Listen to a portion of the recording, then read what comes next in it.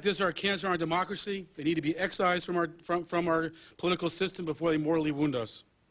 If you want to join us in standing against the corporatists of both parties, join us on Wall Street at noon on Monday, when we'll be going to the heart of big business and challenging corporate control of our government. Why does Ralph Nader stand against these interests and talk and take this abuse? Why is he standing in this David versus Goliath struggle? Because the Nader campaign believes that people should really have a choice of people that they believe in, not trapped into voting for the least worst or the lesser evil candidate. We are a campaign that is advocating what the American people want. 2/3 of the public wants health care for all now. We have a plan on our website, votenader.org, with a health care for all plan. Sadly, the two major party candidates put forward plans that leave $20 million in Kerry's plan, $40 million in George Bush's plan without health insurance. More than half the American public didn't want us to go into Iraq. Nearly half wants us out of Iraq yesterday. Yet we have two major party candidates who are fighting to win the war in Iraq. We call for a rapid and responsible withdrawal from Iraq. Americans believe that full-time workers should be making enough money to pay for themselves and their families' lives.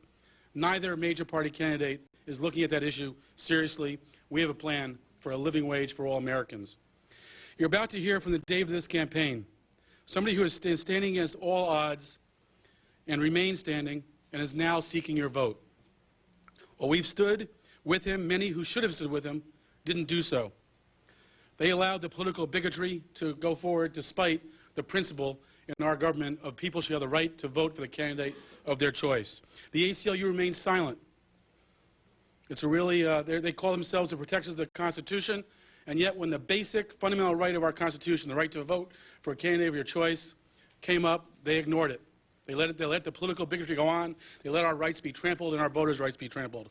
It's an embarrassing display of indifference. The Nation magazine endorses John Kerry, saying he's good for democracy. He'll protect our democracy.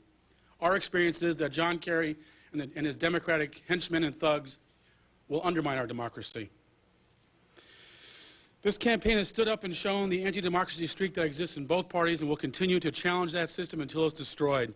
It's been challenging to stand up against mega corporations with unlimited resources in 24 legal proceedings. But we didn't back down. We stood up and backed by small donations from people, no PAC money, just people money. We have survived and remain relevant. We urge the listeners to visit our website, votenader.org. If they think it's important to stand for democracy, join us, support us, provide us with donations. We need your help to stand up for your right to have a vote of your choice. If you're a Democrat or a Republican who wants to support your party's candidate, whether or not they support your issues, that is your right to do so. You can vote out of fear or a bad habit or whatever reason you want. It is your choice. This is a campaign reaching out to people who are tired of the two-party system, who are standing up to the system that's choking our democracy. We want to say enough is enough and we're not going to take it anymore. And to those disenchanted non-voters, we are seeking your support. We want you to recognize that there are candidates who care about your issues. We recognize that we have to put forward a vision of hope, opportunity, and a more peaceful world. That's what we stand for. There are 84 million eligible non-voters. In 2000, Al Gore won the election popular vote with 55 million votes. To all the non-voters turned out, and annoyed, David's battle with Goliath cannot be won without you. Ralph Nader has a vision for a safer and healthier America. He's worked for that vision tirelessly for more than 40 years. His vision is of a country that leads the world by example, not one that leads by force, that meets the needs of the citizens before draining the public treasury to provide hundreds of billions of dollars in handouts to the wealthiest, and that strives for a true democracy, one that really is of, by, and for the people. Ladies and gentlemen, Ralph Nader, the independent candidate for president.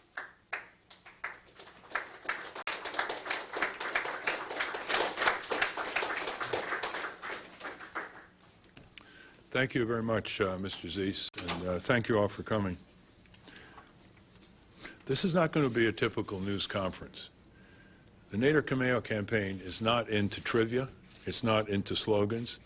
It's not into petty squabbles between candidates. It's into the attempt to get our political system and voters so engaged that the political system responds to the necessities of the American people. There's been far too much manipulation, far too much flattery and fooling of the voters by George W. Bush especially. This morning, I want to go through a sequence of explaining the nature of this campaign and why we want voters, whether they are in the safe states or in the closed states, to send distinct messages to the political parties who have established a two-party electoral dictatorship in this country.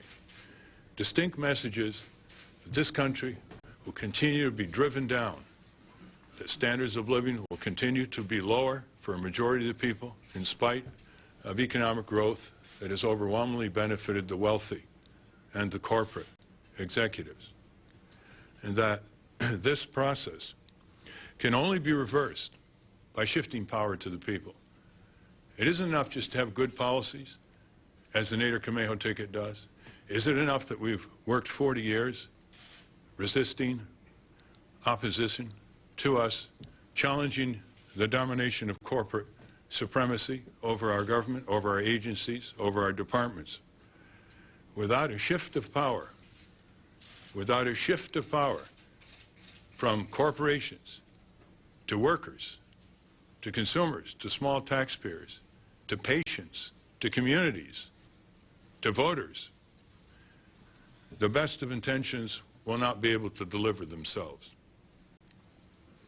Symbols are powerful in American politics.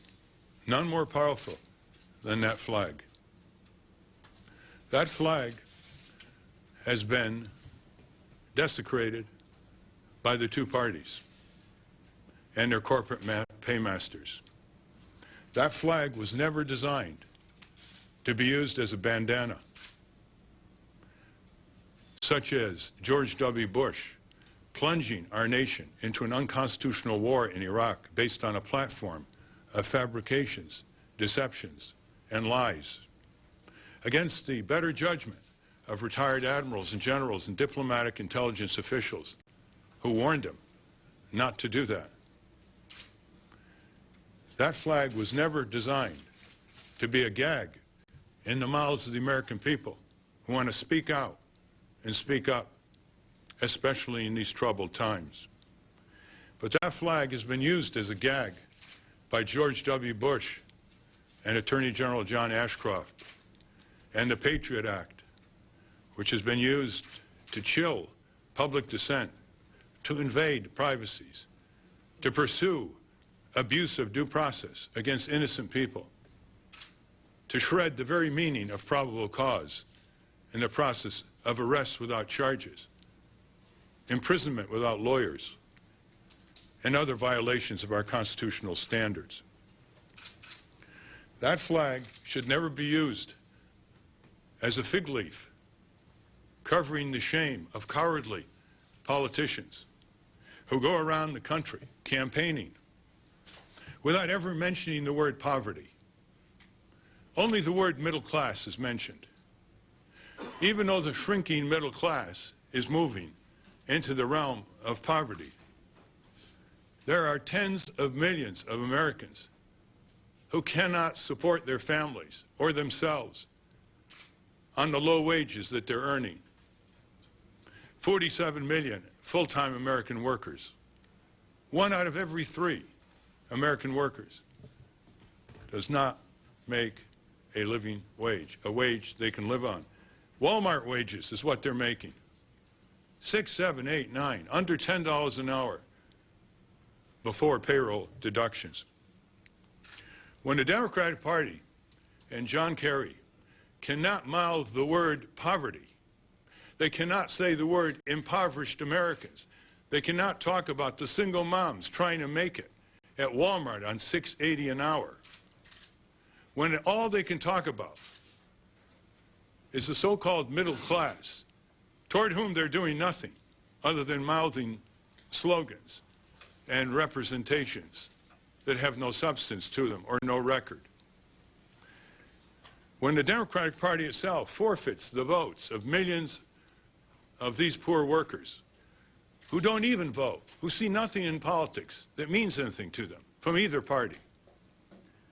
That is when you know the Democratic Party and its candidates are decadent and decayed, not achieving the kind of demonstrative policies that will gain them millions of votes against their adversary, George W. Bush.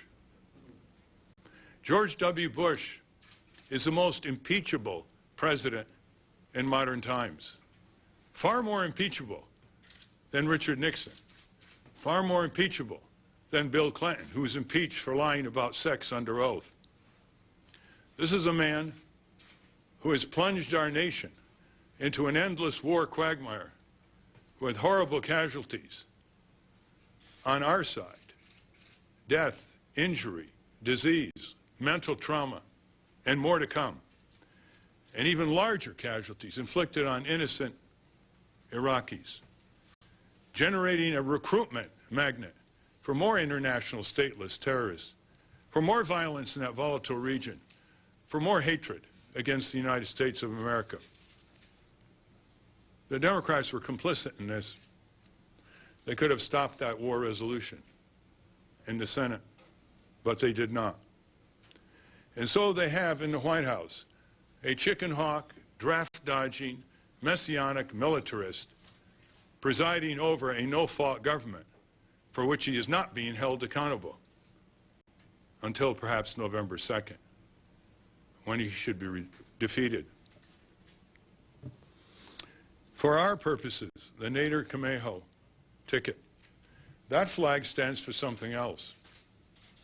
That flag should only stand for the last words of our Pledge of Allegiance to the flag, which, as we all remember, was the following, quote, "with liberty and justice for all."